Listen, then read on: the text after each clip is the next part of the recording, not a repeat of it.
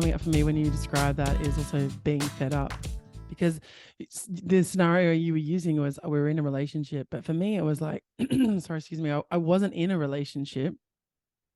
I just was holding on to one that had already ended, and then I got fed up and I was like, fuck it, Talia, stop doing this. Like you are recreating this. You're sitting in this pain when you don't have to be. Just let it go.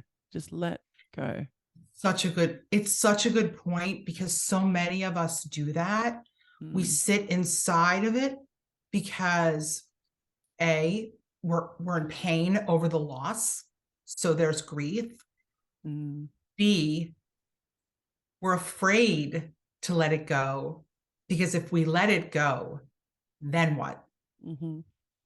Then we actually either have to feel it or do something that we might not be ready to do next.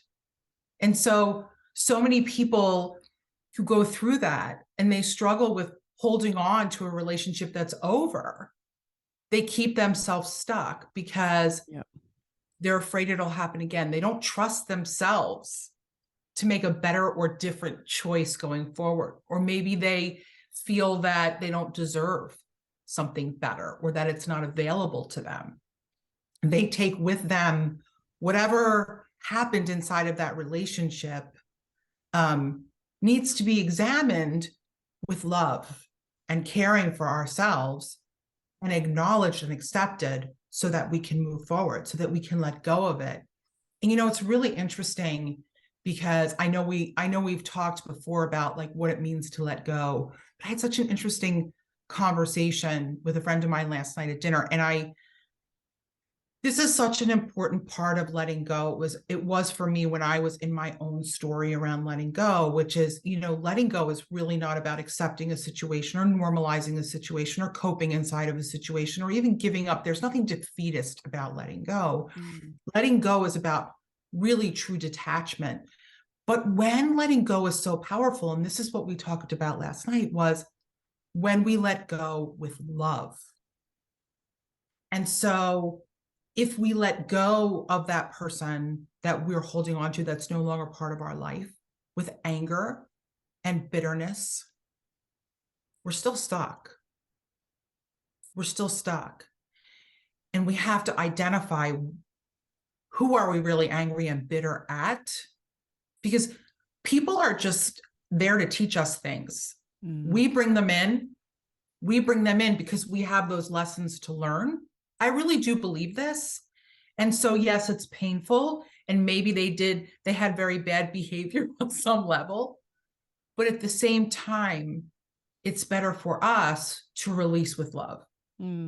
Yeah. That's really the way to move forward. And it's interesting because, in my own story, when I released my ex with love, when I was ready, and I moved on, and I found my husband and I got married, and my ex then passed and I grieved for him. My husband was very confused. He didn't understand how you could leave a relationship and not feel angry. And, he's since, come to learn that and understand that, that's the way to go. That's the way to do it, is that you can leave somebody who was wrong for you with love for them. And I think it's very freeing. And so how you do that is you make that really about you. It's really not about the other person. Yeah, that's exactly what I was just about to say.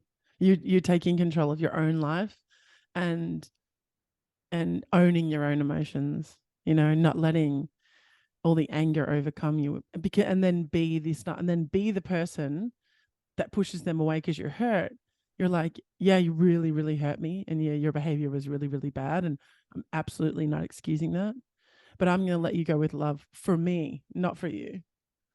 That's right. Because it's really, that other person is really not ever about them. It's about what we bring into our lives and what we accept for ourselves and what we think we're worth. That's really it. And the anger that we feel towards another person who may have wronged us is really misdirected. It's really the anger we feel for ourselves for bringing it in and potentially bringing it in over and over and over because we're not really learning those lessons. We're still too focused on them. But it's never about them. Never. It's always about us. And so it's always about what can we take from it? Why did we bring this person in? Because again, I really do believe we know. I knew when I met my ex-boyfriend that he was never, after a certain amount of time, he was never going to marry me or give me what I wanted. I knew for years, but I stayed. Yeah. I knew for years, but I stayed. There must have been some payoff in that for me. And that's what we have to find is what is the payoff for staying in this situation that's not giving us the things that we really want. Yep. 100%. Man, you were just kicking goals today.